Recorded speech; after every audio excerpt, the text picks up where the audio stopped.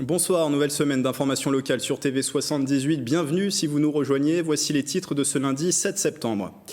Alors que le département est toujours classé en zone de circulation active du coronavirus, un grand dépistage a débuté aujourd'hui au Vélodrome national de Saint-Quentin en Yvelines. Il va durer jusqu'à mercredi et s'adresse aux salariés des entreprises. C'est l'occasion de faire le point sur l'épidémie avec l'Agence régionale de santé. Le match caritatif du Variété Club de France à Poissy, d'anciennes stars du football se sont mobilisées hier pour les hôpitaux. Rencontre face à une équipe de soignants du centre hospitalier Poissy-Saint-Germain-en-Laye et le public était au rendez-vous au stade Léo Lagrange. Et puis notre page dédiée aux élections législatives partielles dans la 11e circonscription des Yvelines, premier tour dimanche 20 septembre. Ils sont 11 sur la ligne de départ, parmi eux Patrick Planck en lice pour Lutte ouvrière. Et nous parlerons également de cette opération vendredi au lycée du Mont-d'Urville à Maurepas, une opération de ramassage des déchets opérée par les lycéens. C'est à la fin de ce journal.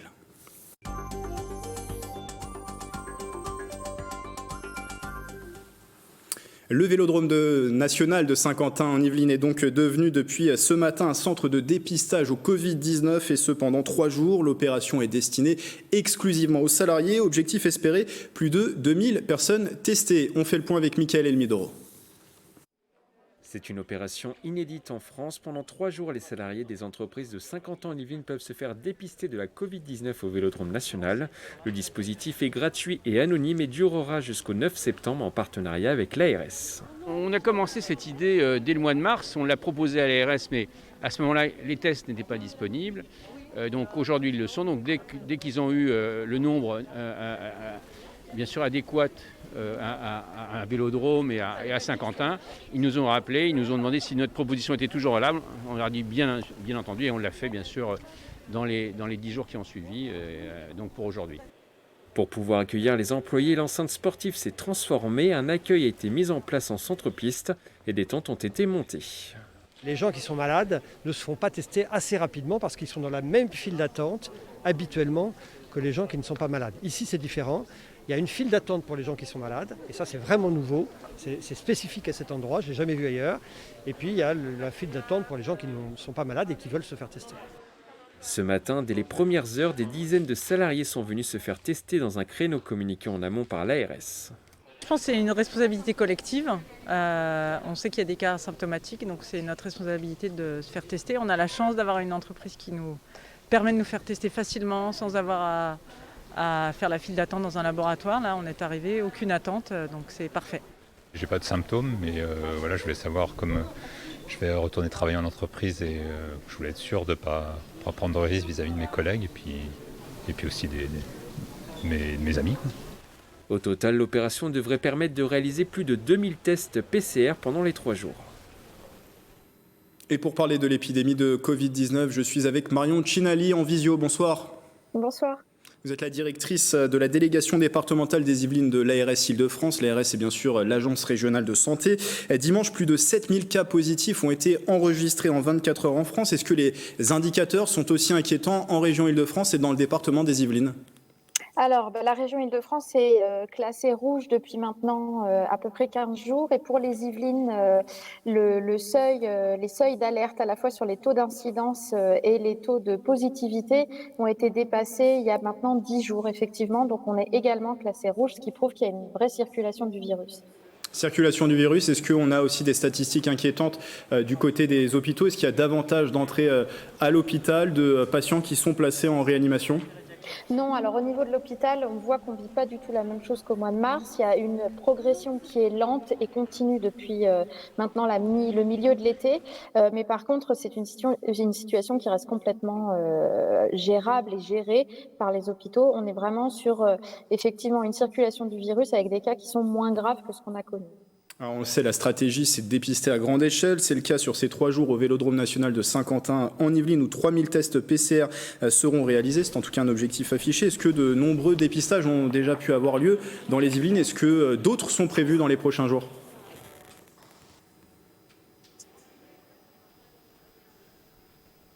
Alors on a perdu peut-être la connexion avec Marion Cinali. Vous nous entendez toujours, Marion Cinali ? On a perdu la connexion, on tentera peut-être de la retrouver. Vous nous entendez peut-être, Marion Cinali, vous êtes toujours avec nous ? Non, la connexion a visiblement été perdue. Merci à vous, en tout cas, Marion Cinelli, d'avoir été avec nous. On tentera peut-être de vous rejoindre au cours de ce journal. Je rappelle que vous êtes la directrice de la délégation départementale des Yvelines pour l'ARS. Santé toujours avec la ville de Maurepas, qui est désormais, c'est une nouveauté, conventionnée avec l'établissement français du sang. Que change concrètement ce partenariat? Élément de réponse avec Célia Gatsongo et Patrick Jacques de Dixmude. C'est dans la salle des fêtes à Paris-Ouest, à Maurepas, que s'est tenue la première collecte de dons du sang conventionnée avec l'EFS. Depuis le 30 juin 2020, la ville est désormais une commune partenaire du don du sang, ce qui amène à quelques changements et facilite une meilleure prise en charge des donneurs. Nous mettons à disposition une salle qui est en accord avec les besoins de l'EFS. C'est une mise à disposition gracieuse, bien évidemment.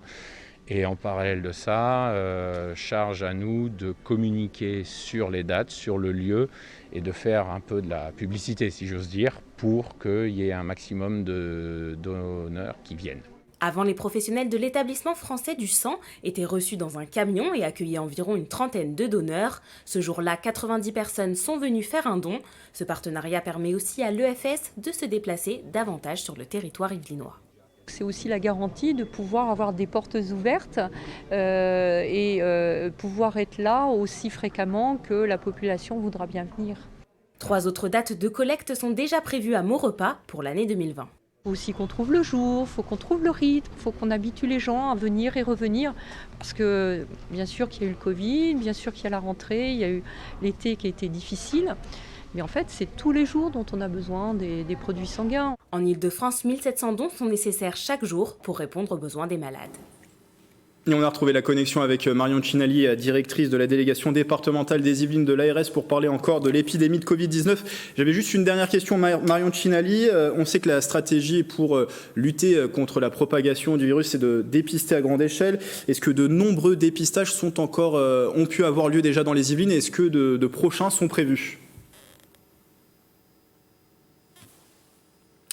Et visiblement, la connexion qui a du mal aujourd'hui sur ce journal, c'est pas grave. Marion Cinelli, encore merci d'avoir été avec nous. Et je rappelle que vous êtes la directrice de la délégation départementale de l'ARS. La connexion a été visiblement perdue.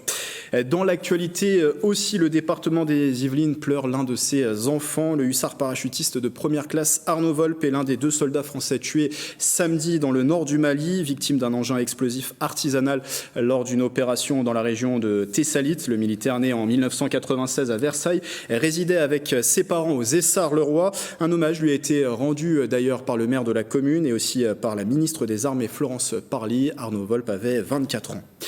Florence Parly qui s'est rendue en fin de semaine dernière au lycée militaire de Saint-Cyr-l'École. Une année particulière s'annonce pour l'établissement avec un nouveau nom et des travaux de rénovation. Justine Brasier.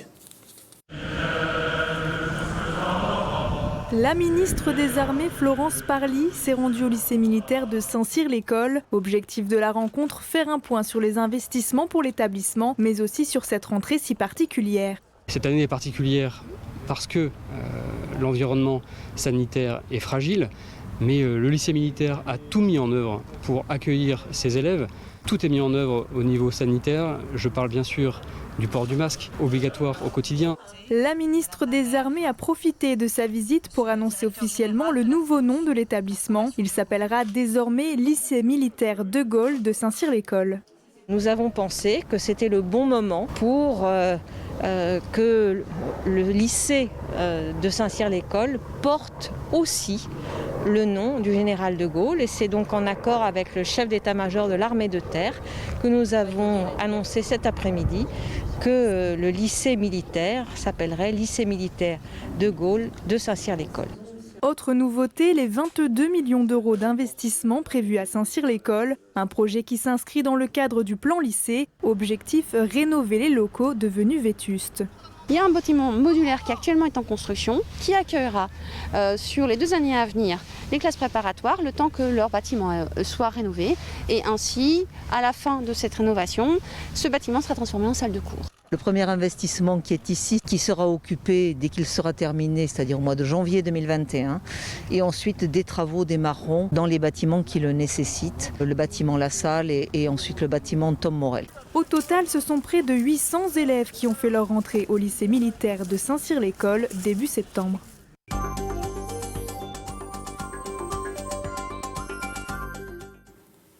Autre déplacement ce matin à Trappes, Philippe Bennassaya s'est rendu à l'hôpital privé de l'Ouest parisien en compagnie de Philippe Juvin, maire de la Garenne-Colombes et chef des urgences de l'hôpital Pompidou à Paris. Une visite pour le maire de Bois d'Arcy dans le cadre de la campagne pour l'élection législative partielle dans la 11e circonscription. Philippe Bennassaya est le candidat du parti Les Républicains. Déplacement autour de la gestion de la crise sanitaire par les élus locaux. Les propos sont recueillis par Patrick Jacques de Dixmude. La crise n'est pas terminée et il faut être sur le terrain pour voir comment ça se passe. Et l'hôpital de Trappes est un hôpital symbolique sur notre territoire qui irrigue les villes qui sont tout autour de Trappes. Et je me devais d'être là avec le Philippe Juvin, le médecin bien connu au niveau national, pour faire le tour un petit peu des hôpitaux et notamment celui de Trappes pour savoir comment ça se passe et comment on gère cette crise sanitaire au quotidien. Un déplacement qui s'est poursuivi au Vélodrome national de Saint-Quentin en Yvelines à l'occasion du dépistage géant dont nous vous parlions en début de journal. Ils sont d'ailleurs 11 en course dans cette 11e circonscription des Yvelines. Vous voyez leur nom s'afficher. Premier tour le dimanche 20 septembre, une élection rendue nécessaire pour rappel après la démission de Nadia Hay, devenue ministre déléguée à la ville dans le nouveau gouvernement. Et parmi les candidats, l'un d'entre eux est avec moi, Patrick Planck. Bonsoir. Bonsoir. Vous êtes cheminot, ouvrier de maintenance à la SNCF à la gare de triage de Trappes. Vous êtes candidat de lutte ouvrière dans cette 11e circonscription. Vous l'étiez déjà comme suppléant en 2017 derrière Christine Egas. Là, c'est elle qui est votre suppléante. Et vous avez obtenu 3% lors des élections municipales à Trappes où vous étiez également candidat en mars dernier. Pourquoi cette nouvelle candidature ? Pourquoi finalement continuer votre engagement qui n'est pas nouveau du côté de Trappes ? Parce que de toute façon, les problèmes restent les mêmes. La situation pour les travailleurs, elle s'est même aggravée avec la crise économique, la crise du Covid, et on est très loin de trouver des solutions pour les travailleurs aujourd'hui. Et donc notre candidature, parce qu'il y en a d'autres dans d'autres circonscriptions, elles sont tout à fait justifiées. Faire entendre la voix des travailleurs, c'est l'objectif de votre candidature. Et vous le disiez, c'est d'autant plus important avec ce contexte de crise sanitaire qui s'est mué en crise économique avec des chiffres du chômage qui ne sont pas bons. Alors là, c'est quand même, les chiffres du chômage sont catastrophiques et ils vont encore être catastrophiques, ils vont continuer et c'est loin d'être suffisant. Le plan de relance que le gouvernement a proposé ces dernières semaines, 100 milliards distribués à fonds perdus aux entreprises, c'est inadmissible dans le sens où les grandes entreprises qui vont bénéficier de cette aide, de ces aides publiques, ils vont continuer à faire des plans de licenciement, continuer à faire des plans de suppression d'emplois. Et juste pour, puisqu'on parle du chômage, parce qu'il faut les mettre l'un en face de l'autre, 100 milliards, c'est 2,7 millions d'emplois qu'on pourrait créer directement à 1 800 € net par mois. C'est là la solution réellement si on veut régler le problème du chômage, si on veut régler le problème de la répartition du travail entre tous, etc. Ça peut être une mesure apportée à l'Assemblée nationale. Quelles sont les autres ? Je crois que parmi les propositions, celle d'interdire les licenciements notamment. Bien sûr, parce que quand on voit aujourd'hui aussi bien les boîtes de l'aéronautique, Airbus, Thales, pour pas les nommer, Nokia et Alinéa, bien sûr qu'on est scandalisé par ces plans de licenciement, ces grands groupes qui ont fait des bénéfices depuis des années et des années, depuis des dizaines d'années, qui ont engrangé des fortunes colossales et qui aujourd'hui, sous prétexte de difficultés pas avérés, font pression sur les travailleurs, licencient, etc. Oui, ça c'est inadmissible. Et j'imagine qu'il y a aussi un intérêt particulier avec cette rentrée à l'Assemblée nationale, un sujet qui va revenir sur la table, celui de la réforme des retraites qui avait été repoussée. Ça c'est aussi un dossier qui est suivi avec attention. Vous êtes contre cette réforme des retraites ? Oui, alors proposée aujourd'hui. En tant que cheminot, de toute façon, je l'ai combattu. Notamment la suppression des régimes spéciaux. Voilà, c'est ça. On l'a largement combattu au début d'année et on sera encore dans la rue pour continuer parce qu'effectivement, aujourd'hui, la vraie solution, ça serait réellement de répartir le travail entre tous. C'est complètement aberrant de voir dans les ateliers, dans les usines, les gens qui crèvent au boulot, ceux qui ont un travail, et puis à côté de ça, on laisse des dizaines, des centaines de milliers de gens, des millions de gens sans travail, sans rien, végéter, alors que bien sûr qu'il y a du boulot dans les hôpitaux, dans les écoles. Aujourd'hui, il faudra embaucher massivement. Sur cette thématique de l'emploi, si on voit plus large en termes de politique de la ville, c'est une circonscription qui est totalement dédiée à cette politique de la ville. Il faut faire davantage aujourd'hui ? Moi, j'ai pas d'avis, en tout cas sur une politique de la ville particulière. Comment vous voyez les quelques mois d'exercice de Nadia Hay dans cette circonscription ? Le problème, c'est que c'est comme ce qu'on a pu dire au municipal, c'est que de toute façon, il ne peut pas y avoir un paradis, il ne peut pas y avoir une circonscription ou un îlot de bien-être pour les travailleurs, pour les salariés, dans un monde où la crise est roi. Et le vrai problème aujourd'hui, c'est qu'effectivement, les travailleurs ne prennent pas conscience. Et c'est ça le sens de ma candidature, c'est aussi d'aider à ce qu'ils prennent conscience dans leur force collective, à la fois pour remplacer la bourgeoisie à la tête de la société, parce qu'effectivement, il faudra se poser le problème de remplacer cette classe capitaliste qui nous mène à la ruine, aussi bien en France que dans le reste du monde. Un dernier mot sur votre campagne. Vous avez suivi lors d'une opération sur le marché de Trappes. C'est pas trop difficile en ce moment, avec ce contexte sanitaire, d'aller à la rencontre des électeurs ? Paradoxalement, non. Les gens sont plutôt contents de nous voir, contents de ce qu'on peut raconter. On a retrouvé des tas de gens qu'on avait rencontrés pendant la campagne des municipales. D'ailleurs, on va continuer à les réunir. On fait un meeting, une réunion publique, pas un meeting, mais en tout cas une réunion publique le vendredi 18 à Trappes, à la Maison des Familles. Et tous les gens qu'on rencontre aujourd'hui sur les marchés ou dans les halls d'immeubles sont très contents de nous voir et de discuter de la situation. Merci Patrick Planck. Je rappelle que vous êtes le candidat de Lutte ouvrière pour cette législative partielle dans la 11e circonscription des Yvelines. Merci.